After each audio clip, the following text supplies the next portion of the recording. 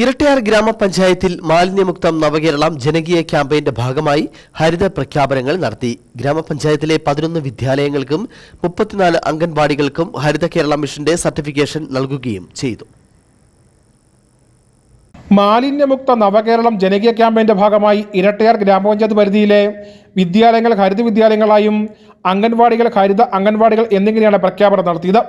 ഇരട്ടയാർ ഗ്രാമപഞ്ചായത്തിലെ ഹരിത പ്രഖ്യാപനങ്ങൾ ഗ്രാമപഞ്ചായത്ത് പ്രസിഡന്റ് ആനന്ദ സുനിൽകുമാർ നിർവഹിച്ചു. ഗ്രാമപഞ്ചായത്ത് അസിസ്റ്റന്റ് സെക്രട്ടറിയുടെ നേതൃത്വത്തിലുള്ള സ്ക്വാഡ് വിദ്യാലയങ്ങളിലും അംഗൻവാടികളിലും പരിശോധന നടത്തുകയും A+, AB എന്നിങ്ങനെ ഗ്രേഡുകൾ നൽകുകയും B ഗ്രേഡ് നേടിയ സ്ഥാപനങ്ങൾക്ക് 10 ദിവസം സമയം അനുവദിച്ച് നൽകുകയും പോരായ്മകൾ പരിഹരിച്ച് A ഗ്രേഡിലേക്ക് എത്തുന്നതിന് സമയം അനുവദിക്കുകയും ചെയ്തു.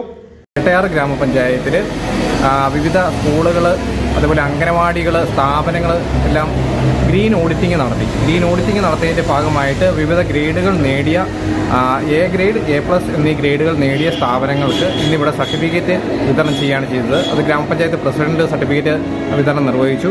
ഇതിനകത്ത് ഗ്രേഡ് കുറഞ്ഞ B ഗ്രേഡിലേക്ക് വന്ന സ്ഥാപനങ്ങൾക്ക് ഒരു 10 ദിവസത്തെ സമയം കൊടുത്തിരുന്നു. അവർ ആ 10 ദിവസം കൊണ്ട് അതിൽ വന്ന പോരായ്മകൾ പരിഹരിക്കും.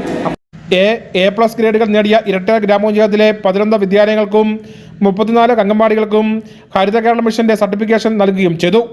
News bureau, Kattappana.